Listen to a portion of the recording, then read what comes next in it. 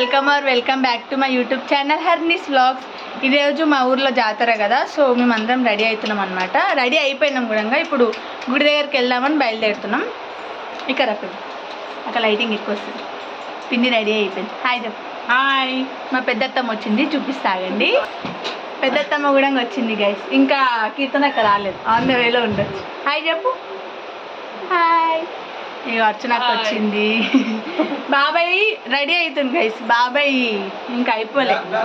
VIP కదా. Hi. Ready అయిపోయినాక అందరం గుడికి అయితే బయలుదేరాం గైస్.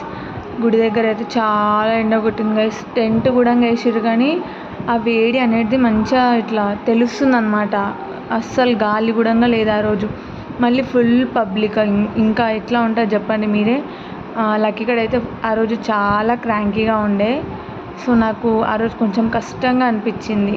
ఇంకా తొందరగా ఇంటికి వెళ్ళిపోదాం అనుకున్నాను, కానీ తర్వాత మళ్ళీ వాడు అర్చనక్క పడుకోబెడితే పడుకున్నాడు అనమాట. అసలు ఈ వ్లాగ్ ఏంటి అంటే, మా ఊర్లో కొత్తగా మల్లన్న స్వామి గుడి కట్టారనమాట. సో గజస్తంభం ప్రతిష్ట అవుతుంది ఆ రోజు. సో ఆడపడుచు వాళ్ళందరినీ మేము పిలుచుకోవాలన్నమాట ఇంటికి. ఆ రోజు పక్క అక్క వాళ్ళు మా ఇంటికి రావాల్సిందే. అందరం ప్రతిష్ట అయిపోయినాక స్వామివారిని దర్శించుకొని కూర్చున్నాం అన్నమాట. ఎవరెవరికి విషయం తెలుసు గైస్, కొత్తగా గుడి కడితే ఫస్ట్ దేవుణ్ణి డైరెక్ట్గా చూడొద్దు, మిర్రర్లో చూసినాకనే స్వామివారిని కానీ అమ్మవారిని కానీ లైవ్లో చూడాలి అని. నాకైతే ఈ విషయం తెలీదు, మా పిన్ని చెప్తేనే తెలుసు నాకు. మీలో ఎవరికైనా తెలిస్తే కమెంట్ చేయండి గైస్. ఇంకా అందరినీ పలకరించడం, చాలామంది వస్తారు కదా గైస్, రిలేటివ్స్ వాళ్ళు కూడా. సో అందరినీ పలకరించేసి గజస్తంభం దగ్గర పసుపు కుంకుమ వేసి అగరబత్తులు ముట్టించి కొబ్బరికాయ కూడా కొట్టేసినాం గైస్. ఆ రోజు కూడా మళ్ళీ కొబ్బరికాయ మనం ఇంటికి తెచ్చుకోవద్దు, ఫస్ట్ కొబ్బరికాయ కదా గుడి పెట్టినాక, సో అక్కడే పెట్టాలంట. ఇంకా గజస్తంభం దగ్గర కొబ్బరికాయ కొట్టినాక అన్నదానం కార్యక్రమం కూడా ఉండే గైస్ అక్కడే. సో ఇంకా అందరం గుడి దగ్గరనే లంచ్ చేసేసి ఇంటికి వచ్చినాం. ఫ్యామిలీ మెంబర్స్ అందరం ఒకటే దగ్గర ఉన్నాం గైస్. జాతరలు ఇట్లా ఏమన్నా అయితే ఇంట్లో అందరు ఉంటే హడావిడియే వేరు అసలు. నేనైతే ఇంటికి వచ్చేసిన. ఇక్కడ నేను ఈరోజు ఎట్లా రెడీ అయినా అని చూపిస్తున్నా. మెల్లిమెల్లిగా అందరు ఇంటికి వస్తున్నారు గైస్. ఇంటికి వచ్చినాక ఫస్ట్ థింగ్ ఏదైనా ఉంది అంటే నైట్ డ్రెస్లోకి చేంజ్ అయిపోవడమే. నాకైతే అందులో ఉండే కంఫర్టే వేరే అనిపిస్తుంది గైస్. ఈ సమ్మర్ సీజన్లో ఆ శారీస్ చుడిదార్స్ ఏవి కూడా ఏదో ఒక 1 hour 2 hours అంటే ఏమంటాం వేసుకుంటామేమో, కానీ ఒక హాఫ్ డే కానీ ఫుల్ డే కానీ వేసుకోవాలంటే ఈ ఎండకి చాలా కష్టం గైస్. మేమైతే ఇంటికి వచ్చినాక ఇంకా డిన్నర్ అనమాట, నైట్కి ఏమి వండాలని ప్లాన్ చేస్తున్నాం. ఇంకా అందరం కుకింగ్లో మునిగిపోయామన్నమాట, హెల్ప్ చేయడంలో. నేనేమో వంకాయలు కట్ చేసి ఇస్తున్నా, అత్తమ్మ అది వెజిటేబుల్స్ అన్నీ నాకు హెల్ప్ చేస్తున్నారనమాట.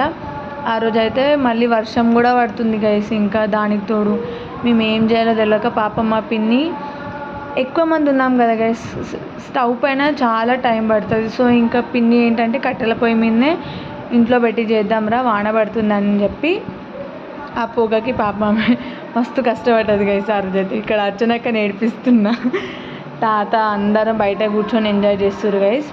అంటే అప్పటికి వర్షం స్టార్ట్ అవుతుంది అనమాట.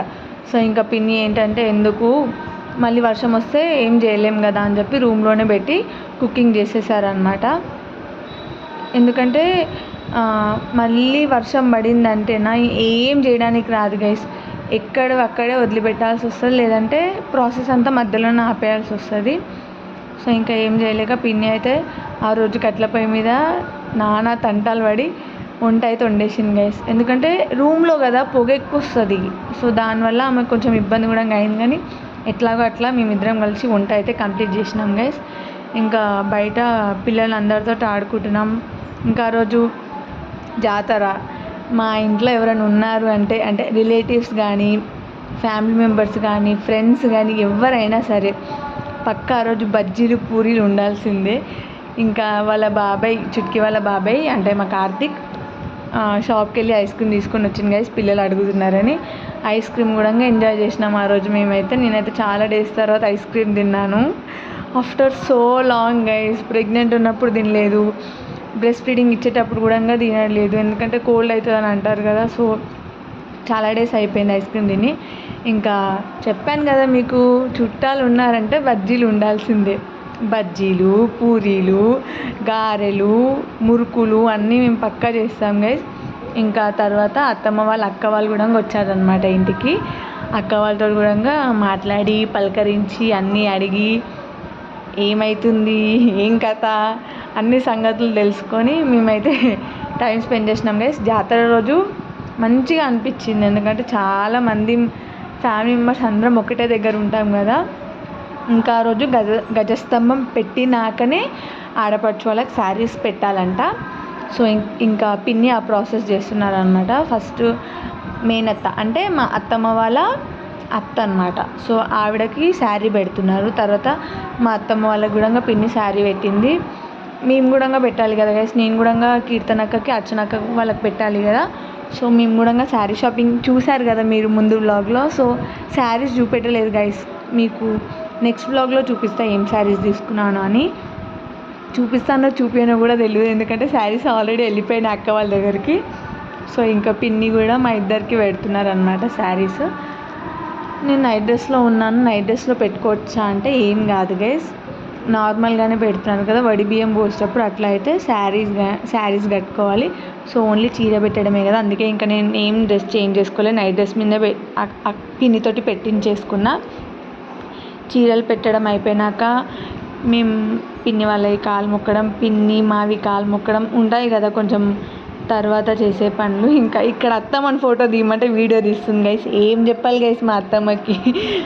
ఇంకా అది స్పెషల్స్ ఏంటంటే బగారా రైస్, పూరీలు, బజ్జీలు, సాంబార్, వంకాయ మసాలా కర్రీ ఇవైతే మేము వండుకున్నాం గైస్. నేను కూడా అక్క వాళ్ళకి శారీస్ పెట్టేసిన.